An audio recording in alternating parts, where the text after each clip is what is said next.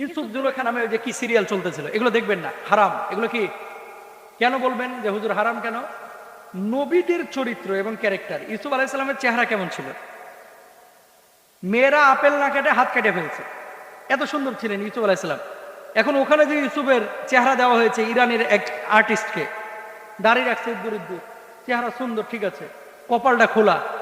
আমাদের বাচ্চারা, আমাদের জেনারেশন যখন এর চেহারাটা দেখবে মনে করবে ইউসুফ নবী মনে হয় এরকমই ছিল। আছে কি আসে না? তো কোনো নবীর চরিত্র কেউ এভাবে দিতে পারে না, এবং এটা জায়েজ নয়। কোনো সাহাবীর চরিত্র দেওয়া জায়েজ নাই। হ্যাঁ, গল্প আকারে প্রকাশের জন্য আপনি এতটুকু করতে পারেন যে ধরেন আপনি চেহারা বানাইলেন না, ছায়ার মতো কিছু বানাইলেন, অথবা চাদর দিয়ে একজন মানুষের আকার ধারণ করাইলেন, চেহারা দেখাবেন না, সেটা আপনি প্রেজেন্ট করতে পারেন, এবং সত্য ইতিহাস যদি তুলে ধরা হয় এটা জায়েজ আছে। আর ইউসুফ জুলেখার প্রেম দেখাইতেছে ওখানে নাটকের মধ্যে, হারাম সম্পূর্ণরূপে, এগুলো দেখা যাবে না। ইরান থেকে আসলে আর সৌদি আরব